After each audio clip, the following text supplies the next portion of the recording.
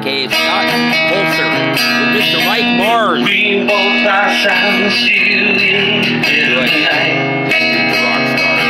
Although we both lie close together, feeling miles apart inside. Was it something I said, something I did? Did the words not come out right? Though I tried not to hurt you, but I tried. And I guess that's why you see every rose has its thorn. Just like every night has its dawn.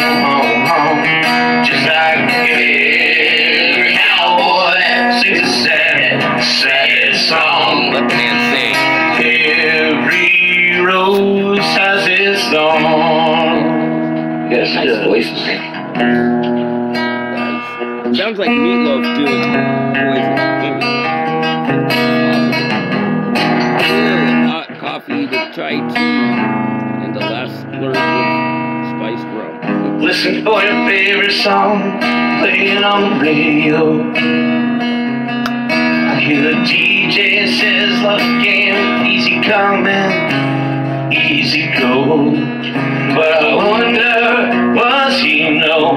Has he ever felt like this? And I know you'd be here right now. He'll let you know somehow. I guess every rose has its thorn. Just like every night has its dawn. Just like every cowboy sings a sad song. Every rose has its thorn.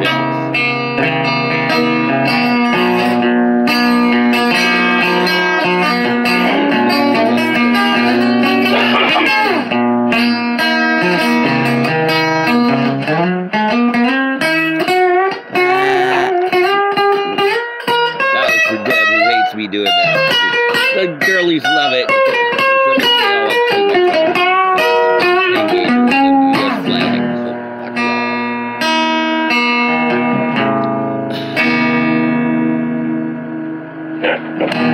Could have saved your love that day if I know what to say. Instead of making love, we both made our separate ways. And now I hear about somebody new, and that I never meant that much to you. To hear that cheers me up inside, and to see you cut you like a knife. Just every rose has its thorn. Just like every night has its dawn. Just like every cowboy sings a sad song. Every rose has its own. Again, you know, I think I upset the man too. Oh, it was almost there. I don't even think that's recording. You know, like what? Probably shut off. Cabs, I would be pissed. Well, whatever that is. That's sweet. Let's take a little break on this. Mr. Mars, you are a certified rock star. I've played with a lot of good people before, but Carrie Aswell would even say you have played fucking recently. rock. 1994. I got clean sober July 10th, my ex-wife's birthday, and it was 4 days before that. I opened for Starship. And since then, I have not played. After Sean Reeves quit, I had to sing back. Once a week, I've recorded all entire albums. My last girlfriend had a recording studio, like Tim Olson from Kennett. What came up, I recorded his whole album for him. And I jammed with a few people back in July before I had surgery, and we jammed for every Sunday for basically a month, and that was the last time I played. And I hadn't played before that. I hadn't done like since the band with Chris. Huh? Didn't you guys have a band with Chris? Yeah, but he died back in March, and we didn't play much through the pandemic. Well, yeah. Keep forgetting about that. Fuck. Fucking we were supposed to do our last show. It was going to be our last show. Chris had cancer. We knew he was going to die. We were supposed to play Cruisers on for my birthday in February, and he died like February 10th, and February 26th. 27th was when we were going to play. You know that I had testicular cancer 2 years ago. Yeah, you said that, yeah. I got it from guarding nuclear B-52s at Fairchild, walking around to the phone when they're paying airway heights money. They told me, well, we have a class action lawsuit you could join. So I'm 50 fucking 6 years old. I've had cancer. I got a stent in my prostate. You guys, I'll be dead. Yeah, totally polluted medical lakes water. Fuckers. Yes, my dad was stationed out there for years. My mom and dad. He retired out there, and then he worked a civil service out there for another 20 years. Then they know my mom and dad. My dad was an E9 Chief Master Sergeant of the boom operators. He was an EOD at Geiger until they closed it, and then he went to Castle and became a boom operator. And he did 3 retirements. He was in the Air Force, he was in the Washington Air National Guard, he was a full-time civil servant, and he ran the 141st Air Refueling Wing boom operator. And my mom was an E8, my grandpa was an E9, my uncle's a 1-star general in the Marines, my brother's a full bird colonel, and I was an E4, and I guarded nuclear, chemical, biological weapons, Bernadette Marcos. I had to shoot 2 men and kill them. I got shot once, I got a medal, and I'm not a veteran. I joined in October of 1982. I got out in December of 1987 because I had 3 knee surgeries. As a security specialist, guarding nuclear, chemical, and biological weapons. Post-Vietnam. Pre-Desert Storm. Welcome to a loophole. Right. I wear this veterans thing. They actually called me while I was hunting. I reached out to them finally. I said, man, I'm so fucking tired. No, it's a fucking, what do you call those things? A non-profit. Oh. It's not with the government. And I told him my story, and he goes, dude, your brother, and my brother retired. He couldn't get 1-star general because I went to prison for meth. My uncle couldn't get 2-star general because I went to prison for meth. It's political when you get into those. Anyway, my brother retired, and the Defense Intelligence Threat Agency, he is the director, which is in charge of nuclear, chemical, and biological weapons. And any morning I'd have to kill you. If you already understand, me and my family did a lot of stuff that we can't talk about. And he's number 3 to tell Biden when to push the button, to tell you where he's at. He's got employees in the same position as me.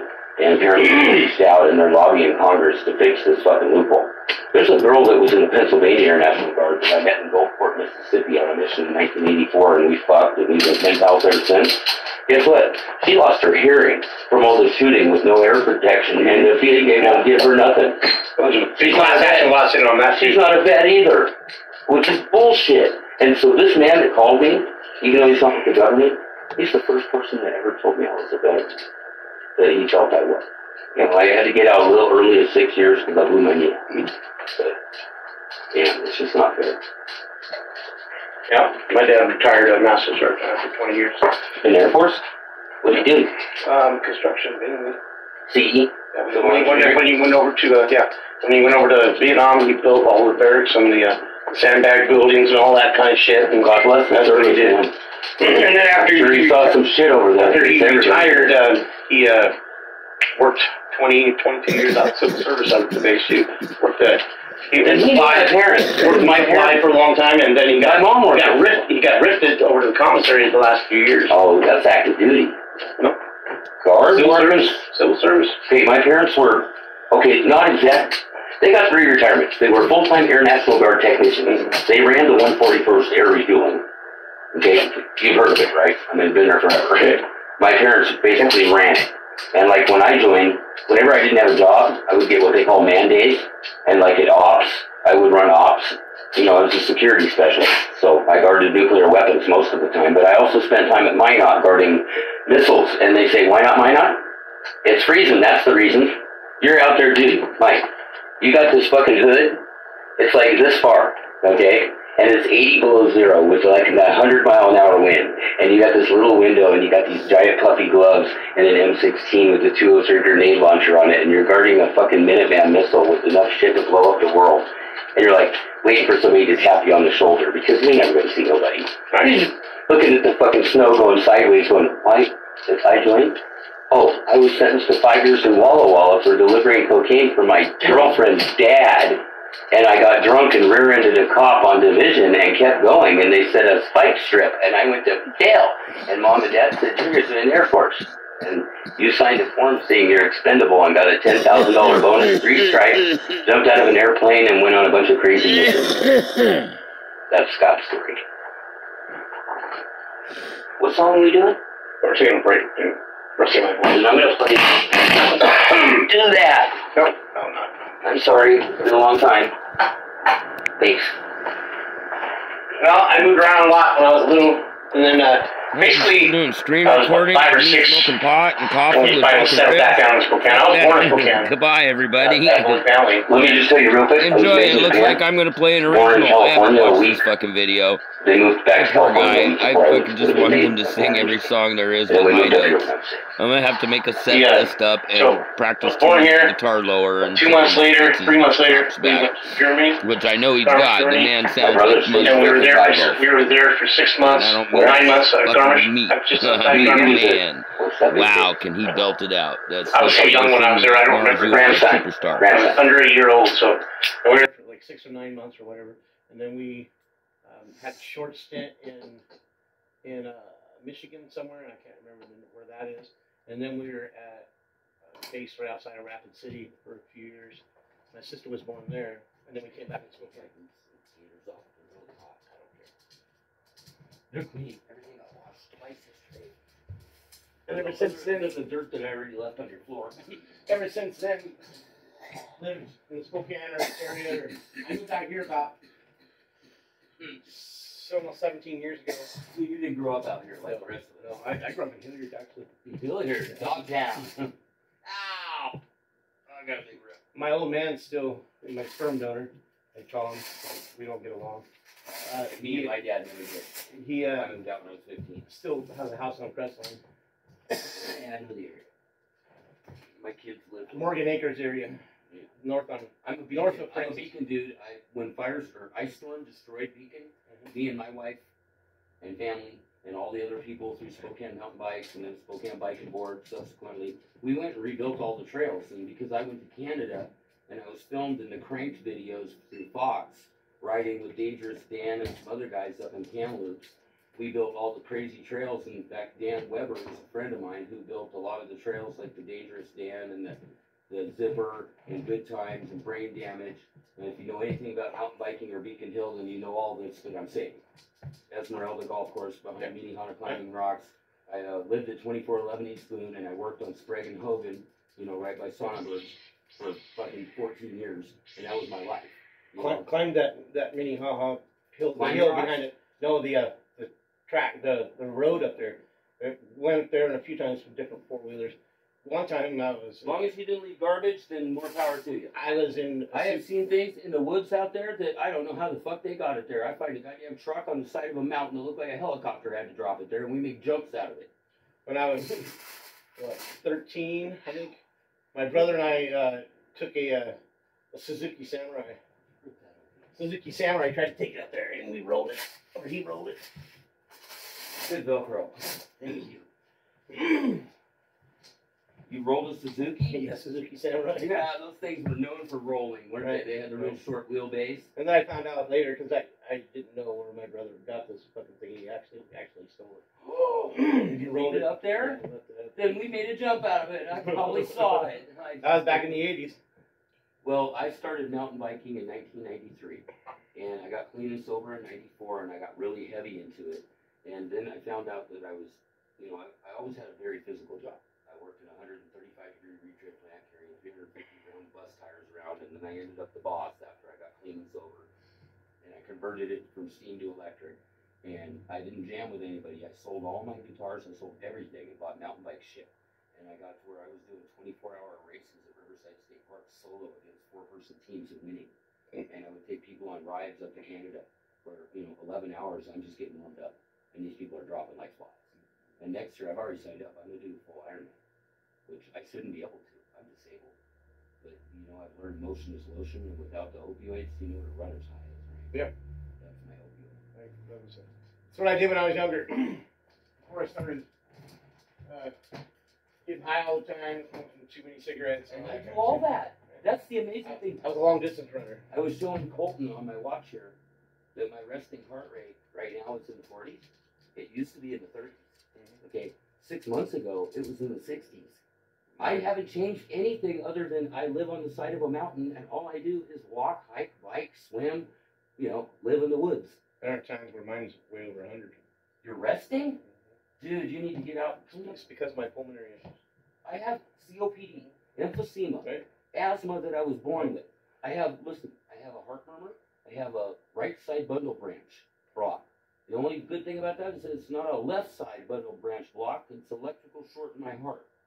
Okay, every time my heart rate gets above 140, all the blood just perks out to the holes into my body, and I don't fucking do well. Right. So I keep my heart rate at 135 for about a week. I don't sleep. In the last 8.5 years, I've never got more than 3 hours of sleep in a 24-hour period, and I'm never sleeping, which is weird. Yeah, I spend enough time not sleeping. All those years on. I've always been, my parents said since I was a little kid that I was always up at 3 a.m. And I always, if you follow my Facebook and Instagram, I always post shit about Matchbox 20 and Halsey and which one's better.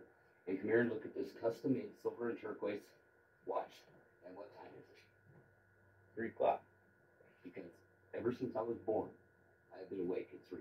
I'm either getting home from a gig, I'm getting up to go to work, or I'm awake laying in bed playing my guitar.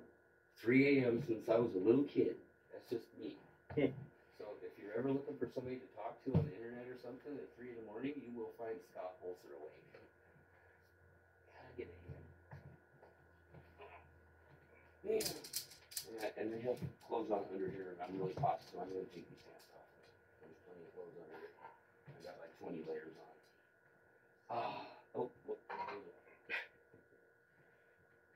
There you go. Is this appropriate? Like the way I came home on really I have underwear like 2 layers down. Oh my God! This is 2 nights in a row that I have been. This might as well be. This is better than a 4-star hotel because we're actually playing fucking music. Right. Man, if it wasn't a pandemic, I guess we should try. Thank you, bro. Yeah. And we met on fucking Facebook. Right. This is awesome. I believe Ed Simpson's the one who told you about me. And Yeah, because him and Chris, and he made it sound like him and Chris never had a problem, and I knew better. Once he tricked me and gave me that hit with meth in it, I'm like, no, you fucker. There's no way. Well, they didn't have a problem. They kind of grew up together. They've known each other all their lives. And because I was friends with John. He worked at the post office a half a block from where I was the manager at Firestone. Ed needed him and Kelsey, and one of the millions of times they broke up, he needed a place to stay, so he had an RV, but he needed a place to put it. And so Chris, he had 10 acres over there. Man. So he moved back there. He actually put in 2 RVs so that he could have his kids there. And then he started collecting fucking vehicles like crazy. And then he started hoarding shit. Nobody knew where this shit was coming from. Nobody knew where this shit was coming from. Fucking dune buggies and kept adding shit all the time. Crazy. And that's when Chris finally said, "Ed, are you doing meth?" And no, it's speed. No, that's what he said. Actually, Ed admitted to it. He called it. He said, yeah. Because he told me, he goes, it's not methamphetamine. Right. This is speed. You remember the Black Beauties? Because I used to buy Black Beauties from him at Riverside when I was in school, and I took a lot of them. I got kicked out in 10th grade. The 3rd day of the trimester, me and 6 other people, and I could give you their names, and you'd know Jack Wheeler's dead. Shante Paradiso, Desiree, Jackie. Whatever. We got busted smoking pot, and we got kicked out for the entire trimester. And after that, I never smoked pot at school again. I took Black Beauties, and I worked a full-time job. I worked at Al's Restaurant from 74 to 82, which is Tricks now, through every owner, including the Lannings that owned the trailer court that I just lost my trailer in. I've known when Bill left his wife and kids, so only your tax return I don't have. Okay? I've been around in this area.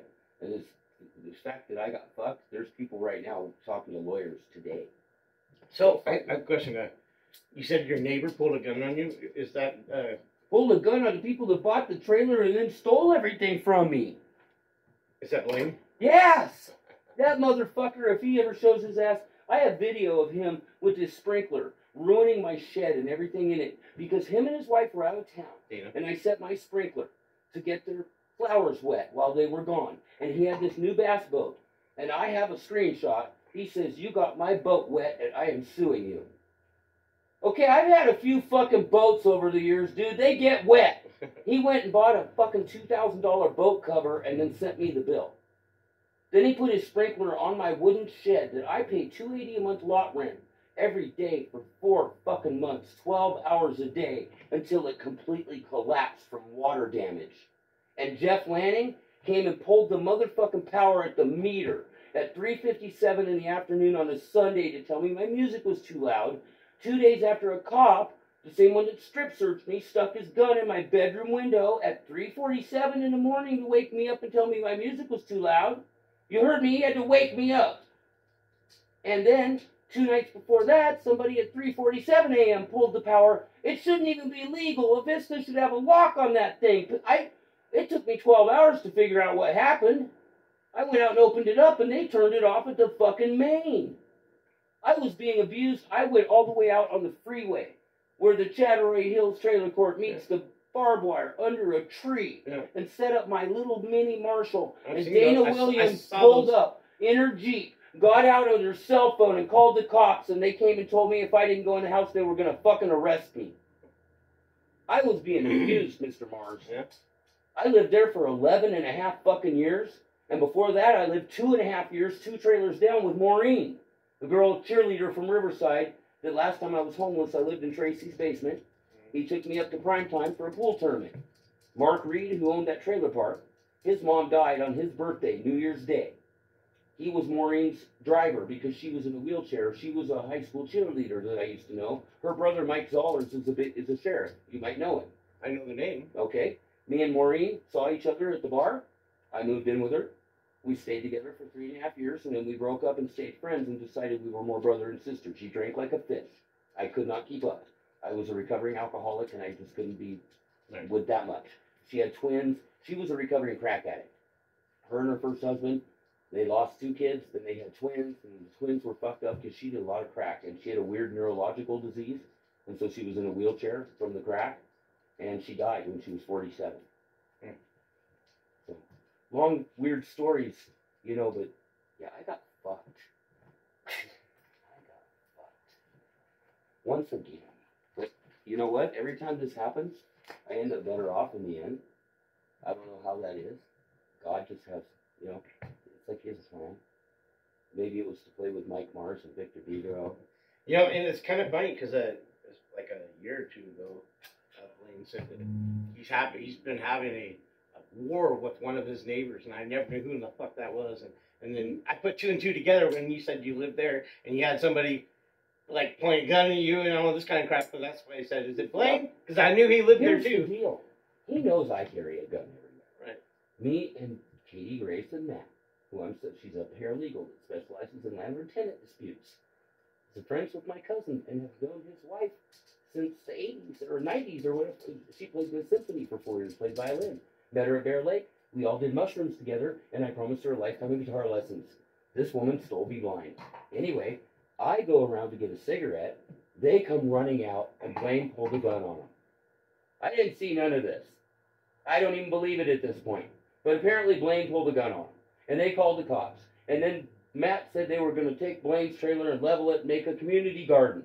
And then the next thing I know, they make me sign a contract to get out on the 15th. I pay lot rent till the end of the month. I give him $70 for pot. He takes all of it. They tell me I broke the contract. We keep everything you own. Sorry, no feelings. Hard feelings. They dump 2 loads of shit in the field and fucking that's it. Wow. So things are going to happen. Right. There's Colton made up with me. We've been fighting for a long time. Colton, Sam, and Alicia. They're the ones with the special needs kid. They live over in George's trailer park down there by the cell tower. He's a big wig around here, and he's going to get some shit done.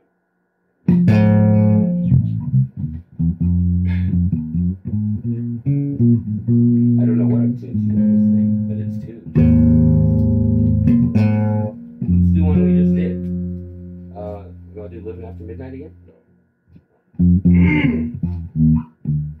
I thought Rocky Mountain Way. I don't know it. If you play it like on a YouTube, play along and I'll play along with it. Then we could do something you know. What else you know that's fairly easy, like the Poison one? I don't want to get too high with my voice ratios right now. I'll just tear it up.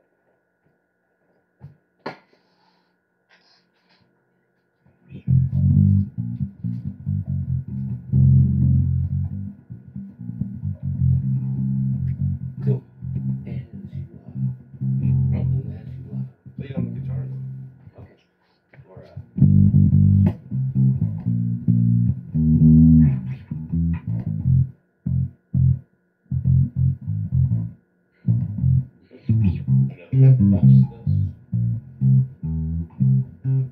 That's my favorite song to play with money on the bass. Well, in this shit. You know how I call myself? Slapping scooter.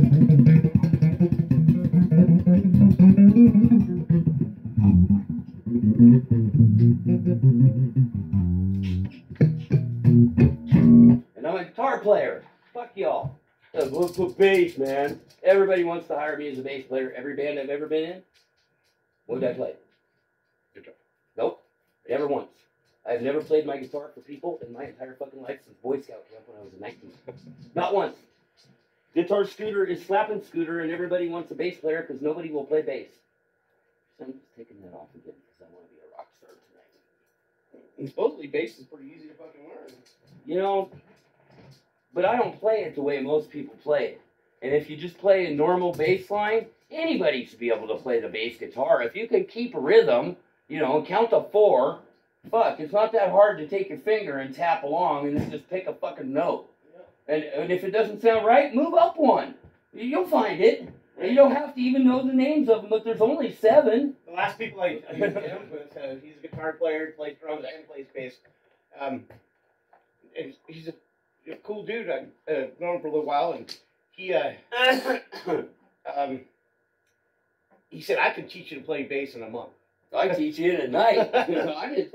I'll teach you to play Smoke on the Water, Iron Man, what's that one I just did? Everyone Bites the Dust, whatever, and Bad by fucking Michael Jackson, all in 10 fucking minutes. Here's the first song I learned on the guitar, before the guy taught me anything Spanish flamenco. Ready? This top string is called open. See these dots? Mm-hmm. That one's 3 and that one's 5. Mm-hmm. So that one would be what? If that's 3 and that's 5, what's 6. That? Okay. Open 3rd, 5th, open 3rd, 6th, 5th, open 3rd, 5th, 3rd, open, da-da-da-da-da-da, open 3rd, 5th, open 3rd, 6th, 5th, open 3rd, 5th, 3rd, open. Yeah. There's Smoke on the Water. Yeah. You just fucking learned it. When I was a kid, I tried to learn guitar from my brother, my sister's boyfriend. He played guitar, and he gave me a few lessons, and that's what first song he had me. So you play? No. I lost interest in it. I just didn't have it. I took like, I don't know, 4 or 5 lessons, and that's the first thing he had me learn to do.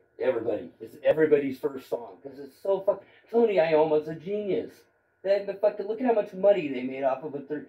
When I was a kid and I went to Grant, when we lived on 12th and Helena, every Wednesday they would take a bus and drive us up to Tiffany's roller skating rink up on the South Hill, and we would get to roller skate.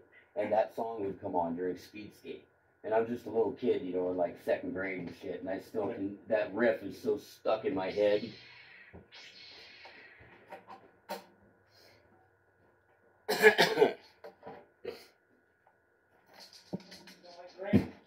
What's that? Talking to the dogs. I said, what? You don't like the rain?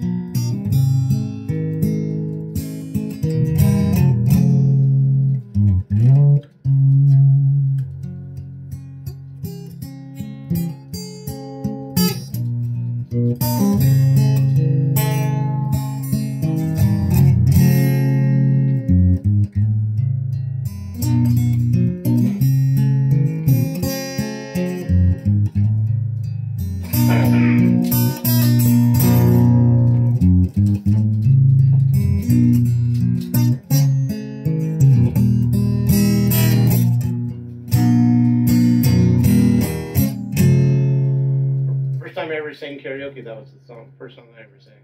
I was in Hawaii. I don't play it right. I don't play nothing right. I was in Hawaii, and I was down there for a friend's wedding. Well, part of the wedding party, we went to this golf course clubhouse and had drinks and stuff, and they actually had karaoke going on in the bar. And I was like, oh, okay. And they had a contest, actually.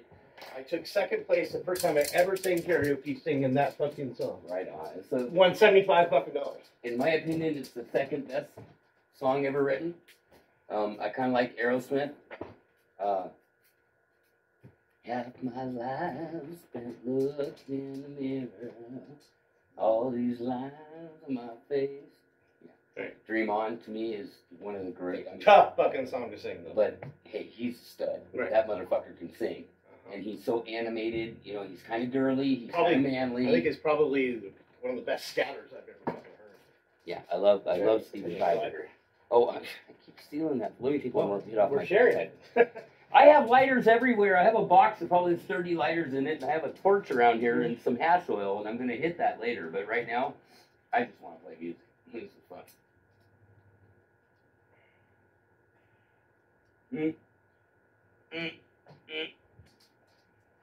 All right, come as you are. I'm going to start it kind of different. This is what I used to do when I was in a band.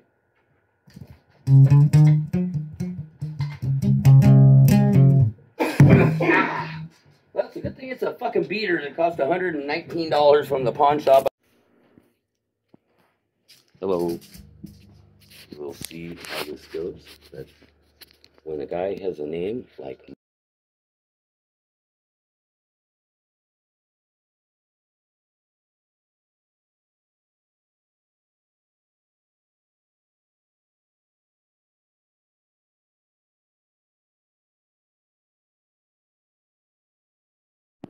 Here I am with Mr. Mike Morris, and I'm going to tell a little story. In 1987, when I first met my ex-wife, me and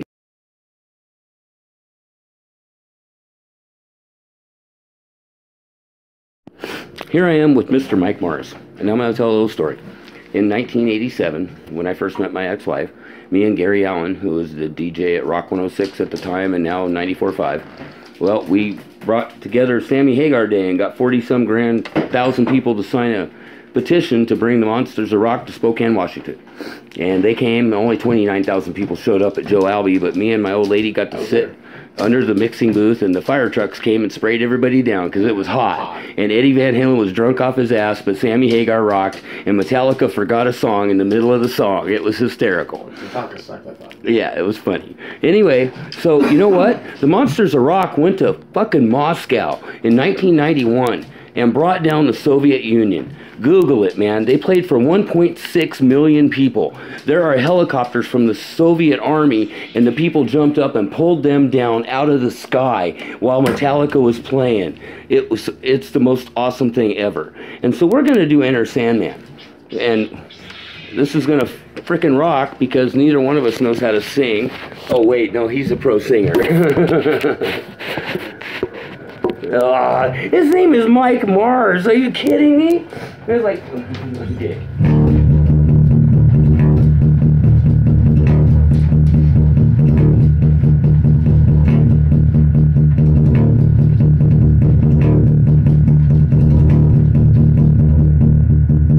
You have to start. I'll start. Okay.